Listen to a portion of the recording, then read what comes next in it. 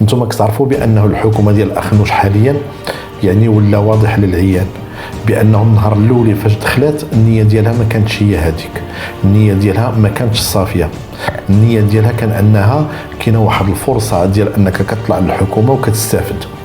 كنقسموا المناصب ونقسموا الوزارات ونقسموا كذا وكذا، وكل قطاع كيكونوا فيه ميزانيات وكاين صفقات وكاين ونوضوا نخدموا مع راساتنا.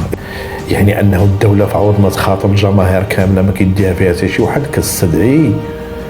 كتستدعي دوك الزعماء، وهذوك الزعماء الدوله كتدخل او لا على الاقل كتحافظ لهم على الكرامه ديالهم، واخا هو يكون سوقو خاوي، ولكن كتعطيه الاعتبار ديالو، ما كتحاولش يتمردوا قدام الراي العام، باش النهار اللي كتعيط له العالم كله كيتصنت والشعب كله كيتصنت، باش هذوك النقابيين او الشركاء سميهم اللي بغيتو باش كيطلعوا على الوضعيه الحقيقيه ديال الدوله وكيقرروا انهم ينخرطوا في شي سلم الى غير ذلك. فاش كيظهروا لعند الشعب والطبقات الشعبيه تهضر معهم الشعب كيتصنت،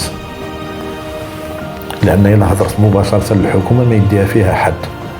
ولكن ملي كيكونوا نقابيين والاخلاص والمعقول والمروءه الى غير ذلك، راه النهار اللي كيتفاوضوا على كل حال كياخذوا داكشي اللي هذا حسب الظروف والامكانيات، من بعد كيوليو هما اهم عامل من العوامل ديال الهدوء وديال التوازن.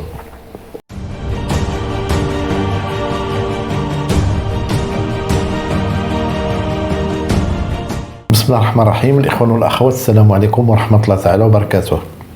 في هذا الفيديو غادي نتناولوا الاخبار السوداء حول الوضعيه الاقتصاديه والاجتماعيه اللي المغرب موشك انه يدخل فيها. فكيف كتعرفوا بانه الحكومه الحاليه خذات من الوضعيه الاقتصاديه ديال المغرب، خذات منه واحد جوج ديال المواقف.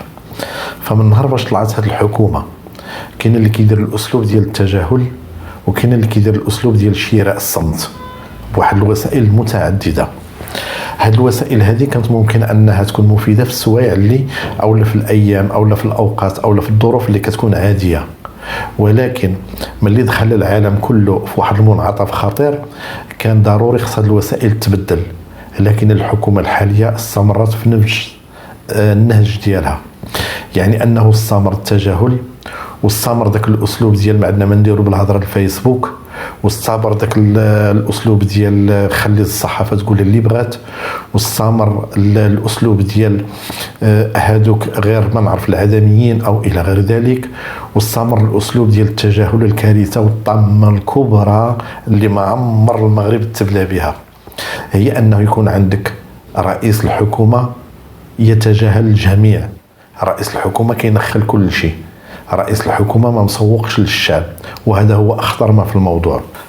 فدائما كنذكر الاخوان والاخوات بانه اخطر ما يهدد الامم والشعوب والدول في الاستقرار والامن ديالها، اخطر شيء ماشي هو دائما الفقر او الخصاص او الجفاف او الازمات الاقتصاديه الى غير ذلك.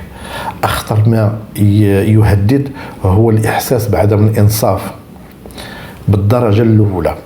الشعوب ملي كتحس بانه الحكومات ديالها كتباشرها ومعها الشفافيه وداكشي اللي كاين اللي عطا الله كتقولوا، وكتبادل معها المعلومات وكتبادل معها المبادرات وكتعاون معها وكتعطيها قيمه، هاد الشعوب هذه بالاضافه للحكومات ديالها ممكن انها تجتاز اخطر الصعوبات. والشعوب ولو يكون عندها الخيرات الا حست بانه الخواض عند الحكومات، وبانه ديك الحكومات عوض انها تخدم معها او لا تخدم ليها بانها كتحتال عليها او كتلهيها او كتشري الصمت ديالها او كتاجل القضايا ديالها او كتدوخها او كتستفد من الازمه ديالها، هنا الشعوب هادشي راه ما كتقبلوش. ندخلوا لصلب الموضوع ونهضروا بطريقه واضحه. انتم كتعرفوا بانه الحكومه ديال اخنوش حاليا يعني ولا واضح للعيان بانه النهار الاولي فاش دخلت النيه ديالها ما كانتش هي هذيك. النيه ديالها ما كانتش صافيه. النيه ديالها كان انها كاينه واحد الفرصه ديال انك كتطلع للحكومه وكتستافد. كنقسموا المناصب ونقسموا الوزارات ونقسموا كذا وكذا، وكل قطاع كيكونوا فيه ميزانيات وكاين صفقات وكاين ونوضوا نخدموا مع راساتنا الى تنوضوا تخدموا. هذا هو النيه اللي دخلت فيها النهار الاولي. وكانت من المتوقع بانه الازمه ديال كورونا والحرب ديال ديك العامين ديال كورونا كانوا كيتسناو بانها دغيا غادا تدوز والشتا غادا طيح والدنيا غادا ترجع كيف كانت، ويلا كمل ارى اللي غيخدم يخدم والنشاط الى غير ذلك. واحد شويه كتجي الحرب الروسيه الاوكرانيه، هنا وقفت كل واحد عند حده في العالم. راه ما نهضروش غير على المغرب، هنا راه جميع الحكومات في العالم اللي كانت داخله بنوايا قليله وجميع الانظمه اللي كانت كتريقل راه كلها حصلت. ودابا حنا كنشوفوا النموذج كاين في فرنسا، وها هو بدا كينتقل لالمانيا. المغرب حنا غادي ندخلوا له، ملي غادي ندخلوا للمغرب حنا الجديد راه ماشي ما كانش هادشي معروف، راه كانت الصحافه كتنبه والنشطاء الى غير ذلك، ولكن العقليه كانت كتحاول ما امكن تروج للمغاربه او كتضحك عليهم. حاليا كاين مسؤولين سامين، مناصب ساميه بداو كيكذبوا الدعاوي ديال اخنوش، يعني انهم هاد الناس هادو راهم صبروا واحد المده. كنقصد مثلا مندوب العام ديال التخطيط، المندوبيه الساميه ديال التخطيط، كنقصد كذلك والي بنك المغرب، يعني وهذه راه مؤسسات اللي هي مؤسسات سياديه، يعني ماشي شي ناس اخرين. هاد الناس هادو كينتميو للجهاز الاداري ديال الدوله، يعني هما عناصر تابعا للدوله، الجهاز الاداري اللي كيمشي الدوله، يعني الجهاز الدائم. بينما الحكومه هذيك منتخبه، الحكومه كيكونوا فيها افراد دايزين عندهم شي برنامج، كدوز عام عام ونص عامين ثلاثه اربعه طير حتى كتعي كدوز 5 سنين وتزيد مع الطريق. ملي كتهضر الحكومه الكلام ديالها غالبا كيكون فيه الديماغوجيه، هذه معروفه في علم السياسه في العالم منذ قديم قديم قديم الزمن، هذه معروفه هذه الحكومات، لانه كيكون خصو يدوز ديك الساعه ويزيد مع الطريق. ولكن ملي كيتكلموا هادو موظفين سامين على راس مؤسسات خطيره وسياديه وشديده الحساسيه، بمعنى انه الكلام ديالهم راه كيولي النذير صحيح. هنا اللي كيبان لينا جوج الحوايج اللي داروها هاد الناس. هاد الناس بعدا كاين ناس اشنو قالوا؟ هاد الناس صارحوا المغاربه، قالوا لهم بانه التضخم راه ما جايش من برا، التضخم راه جاي من الداخل. هذه الاولى. زائد النقطه الثانيه اللي صرحوهم بها، قالوا لهم التضخم راه ماشي غير هيدا ويدوزو صافي ومشى مؤقت عابر، لا راه مطول، يعني غادي يسكن مادام المشكل داخلي. يعني قال لهم هاد التضخم راه ما جايش من برا، لا يعني راه الظروف الداخليه هي اللي بالامكان ديالها انها ديرو، بالامكان انها تحيدو. اذا هنا الى لاحظنا بانه الدوله العمود الفقري بدا كيدافع على راسو. علاش؟ لانه ما باغيش مثلا اخنوش ولا الحكومه ديال اخنوش انها تطلع دوز واحد المده ديالها وتلهي بنادم من هنا لهنا من هنا لهنا وتزيد مع الطريق وتخرج الكوارث موراها. اذا الصراحه اللي صرحونا بنا هاد الناس صرحوا، وفي الحقيقه راه الكلام ديالهم كان شحال هذه هو كيتقال، ولكن مؤخرا بدا كيكون اكثر وضوحا، خصوصا ملي كنشوفوا دابا العوافي اللي بدات كتشعل في اوروبا. فرنسا انتم كتشوفوا، المانيا راها على وشك البدايه، والدول الاخرى كلها كتشوف. وخصوصا بانه نفس العوامل اللي قالوها هاد الناس هادو علينا حنا، قالك التضخم داخلي. التضخم شنو هو التضخم؟ بسهوله غير باش نسهل الاخوان والاخوات، التضخم هو الفلوس موجوده بزاف والغلا والمنتوج قليل. هذا المشكل هذا راه هو نفسه اللي كاين في اوروبا، ونفس القواعد ها هي دابا كتطبق، والعالم هو قاعد كيوقف على الصح. العالم دابا قاعد كيوقف على الصح، يعني كل دوله بداك الشيء اللي بناته داخليا، وبلا ما تقول لك بان هذه المشاكل جايه من برا، يعني كل شيء جاي من الداخل. قلت لكم انا بالنسبه لهذه الحكومه هذه من شحال هذه دابا وهي قاعده كتغنن غير من هنا لهنا من هنا لهنا من هنا لهنا، والتجاهل وواحد المجموعه ديال الحروب كلاميه سببها داك سميتو وهبي، واخنوش استغل وهبي. حنا نهضروا نيشان، استغلوا الاخر قاعد كيشتت الكلام يمينا وشمالا، ويدابز مع هذا وينقص هذا ويجبد هذا ويدابز مع هذا، ما خلى المحامي، ما خلى العدول، ما خلى النوطير، ما خلى كذا، ما خلى الاحوال الشخصيه، ما خلى هضر في الزواج، في الطلاق، في التصاحب، ما خلى فين هضر، ما خلى. هاد الحروبات كامله كان كيستغلها اخنوش اللي ضرب الطم وزايد. شنو دار اخنوش؟ اخنوش راه دار لنا السياسه، انا نهضر معكم نيشان، راه دار لكم السياسه اللي دابا فجرت الاوضاع في فرنسا. اخنوش دابا ماكرون شنو المشكل اللي عنده؟ قالوا له انت يا النهار اللي تعينتي في فرنسا، قالوا له جيتي باش تخدم الاجنده ديال الشركات العملاقه، وملي جات الازمه هزيتي عليهم العبء وكبيتيه على الشركات اللي هما ديال الضعفاء وعلى المجتمع وكذا، وحملتهم هما الاعباء.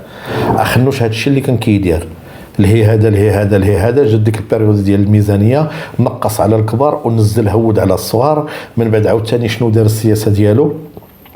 شراء النقابات، سكت هذا سكت هذا سكت هذا سكت هذا، هاك واحد البركه دوز يصنيو، هاك واحد البركه دوزو صنيو، اما ديال المحروقات ودوك اللي كيحتاجوا الشاحنات وكذا وكذا وكذا، هاك شويه ديال الدعم دوزو صنيو كذا كذا كذا، صافي وتمت غادا غير بهذه الطريقه هذه ديال هذا الفعيل.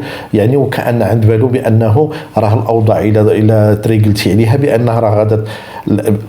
الان الموظفين الكبار ديال الدوله عندهم مؤسسات سياديه ومعروفين بالصدق. ديك المندوبيه ديال التخطيط اللي كيقرا التقارير ديالها دائما، المكاشفه والصراحه اللي كتقولها، المكاشفه والصراحه والله اعلم ما كتقولها حتى المعارضه في البرلمان بالارقام بالمسائل بكل هذيك المندوبيه ديال التخطيط. والي بنك المغرب وبنك المغرب بيدو هذوك راكم تعرفوا، هذاك هو العكاز، هو الكونترول ديال الدوله من الناحيه الاقتصاديه. زائد رئيس مجلس المنافسه راه عارف الفعيل ديال المنافسه، وعارف بانه الشركات ملي كيخدموا بالطريق المستقيم ولا كيخدموا غير الحوايج اللي ما كتسلكش على المستوى البعيد. اذا هاد الثلاثه ملي بداو كيدقوا ناقوس الخطر، هذه راه الدوله كتدق ناقوس الخطر. اذا الدوله راه كتدافع على راسها بانه السياسه والديماغوجيا والفعايل وداك التريقل وداك الشيء مع النقابات وهذا الشيء راه لا يسلكه، وبانه التضخم المصدر ديالو جاي لداخل. وابرز مثال اللي باقي المغاربه كيحتفظوا به حاليا وغادي يبقى في الذاكره ديالهم واحد المده طويله، هو هذا الشيء اللي مداير اخنوش، وهذا اليد اللي داخله في المحروقات وداخله في ارتفاع الاسعار وداخله في كل شيء. وفي الاخر كيقول لك على اوروبا وما نعرف شنو هو، الحرب الروسيه الاوكرانيه، هما ديك النهار قاعدين كيشوفوا فيه البواخر يهز منا، الباخره هنا في عرلبع، هنا في طنجه، هنا المغاربه قاعدين كيشوفوا، هزوا من هنايا بجدره ولا ما عرف شحال، كبوا هنايا دخلوا لداخل بيعوا لهم ما نعرف شحال، هما قاعدين كيشوفوا. شنو بغيت نقول لكم انا؟ بغيت نقول لكم انا بان هذه الحكومه اللي كاينه وعلى راسها اخنوش، بالاضافه اولا بانه هو بيده داخل في هذه الازمه اللي داخل المغرب، ثانيا هو عامل من العوامل ديالها، ثالثا بانه كيستغنى منها وكيستغلها. الان الدوله عن طريق كل الموظفين الكبار اللي شادين هذه المناصب الحساسه، هذوك كيقول لك اودي بان ما تحملوش الدوله الوضعيه ديالكم، وبانه هذا السيد هذا ما كيقولش الحقيقه. علاش؟ الدوله ما بغاتش السياسي يدوز يتريقل عليها يرون الدنيا ويزيد مع الطريق ويخليها هي حاصله.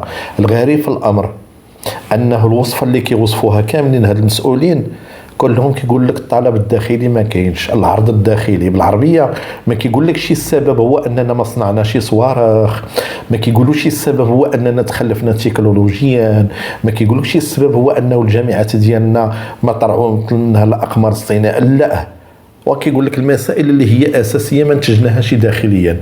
العرض الداخلي ما كاينش.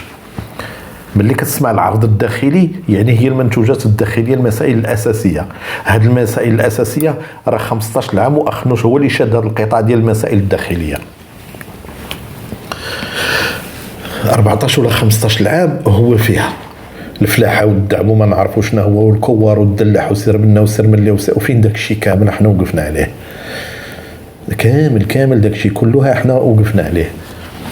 يعني واحد التجربه اللي راه كنتي ديال 14 سنه وانت خدام فلاحه فلاحه فلاحه فلاحه فلاحه فلاحه، الغابات المياه فلاحه. اذا نورمالمون هذا الشيء خصنا نكونوا وقفنا عليه. شوفوا مثلا السياسه الحسن ثاني الله يرحمه ديال بناء السدود، ياك بدات في الستينات ديال بناء السدود، وديك الساعه كانوا الجزائريين كيستهزئوا كيقول لك حنا غنبنيو الصناعه وحنا عندنا ما نعرفنا، وهو قاعد كيجمع لهم الماء. السياسه ديال بناء السدود بالاضافه لديك السياسه اللي كان دار ديال الاصلاح الزراعي ربما 73 ولا 74، وكانت ربما شي تجربه قبل هذيك بناء السدود. شوفوا المغرب شحال كلا وشرب منها من الثمانينات المغرب واكل شارب من ديك السياسه ديال بناء السدود.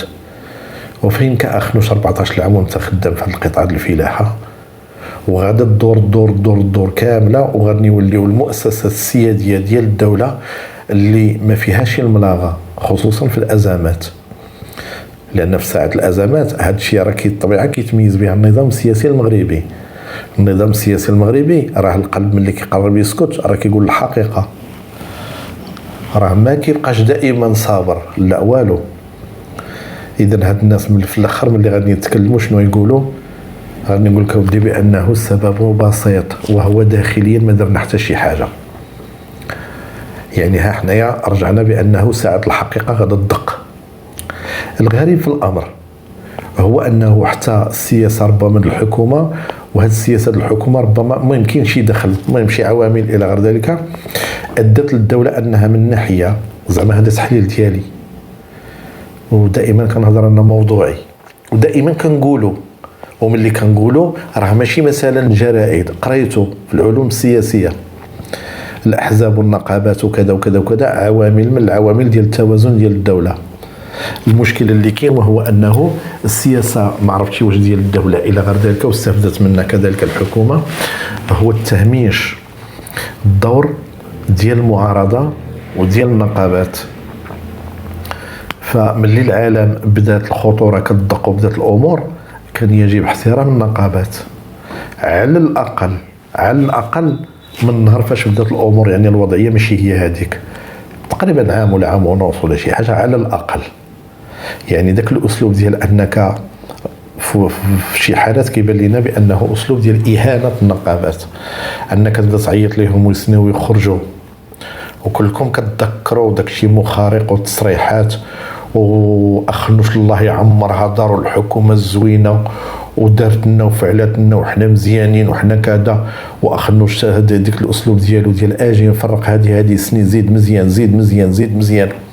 يعني ذاك الاسلوب ديال الا بغينا نقولوا الاهانه ديال النقابات، هذاك هو اللي كيكمل الخطوره.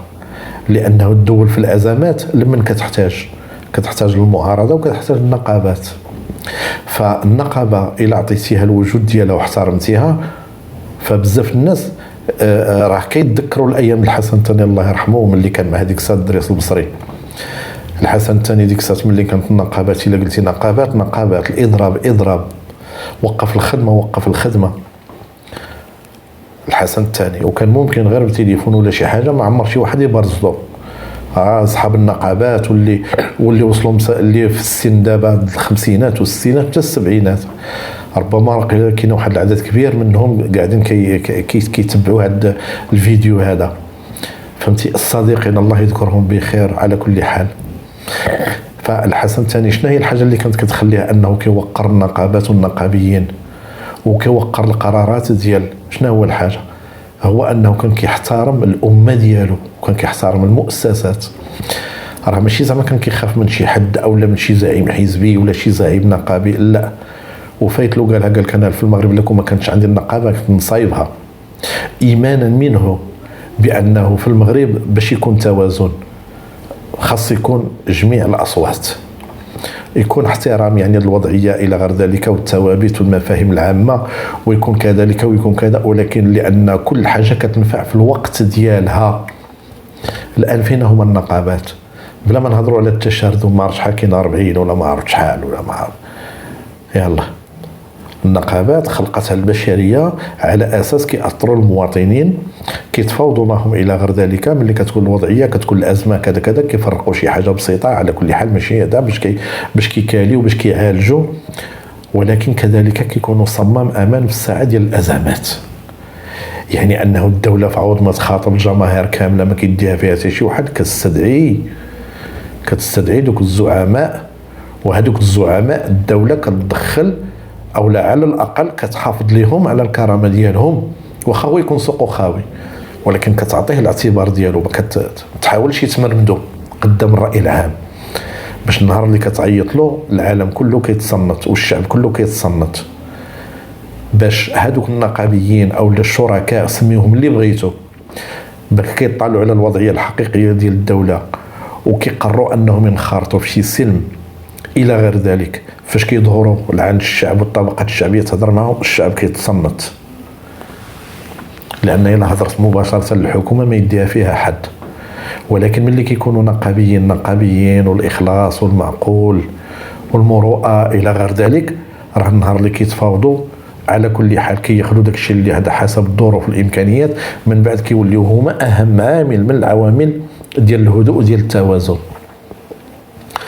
اذا الان حاليا الوضعيه اللي فيها المغرب واللي غادي يدخل لها، اولا بعدا راه ماشي وضعيه استثناء، باش ما نقولوش بنادم قاعد كيجبد شي هلاويس وشي وسائل، لا والو، يعني وضعيه بحالنا بحال العالم. اذا جا الوقت اننا ديك السياسه الداخليه ديال المنتوج الداخلي تنوض عليه الخدمه دابا، هي الاولى. واخنوش يحيد ديك، يحيد داك الشعار ديال داك الشيء جاي من برا، هو ولا اللي كان داك الشيء جاي من برا واوكرانيا وروسيا وهذه ما كاين لا اوكرانيا لا روسيا لا والو، هما شاهدوا. المسؤولين ديال الدوله كيقول لك العرض الداخلي. شنو هو العرض الداخلي؟ داك الشيء اللي عطى الله الداخلي، واللي دقدقوه بقاو ديما اولين على الخارج الخارج الخارج الخارج الخارج الخارج، صافي تدقدقوه. اذا الداخلي، الطلب الداخلي خصو يتعزز، المنتوج الداخلي خصها تنوض عليه الخدمه. كنتمنى من الاخوان والاخوات نكون عطيت شي افكار او عطيت شي معلومات اللي هي تنفع. دمتم في رعايه الله، والسلام عليكم ورحمه الله تعالى وبركاته.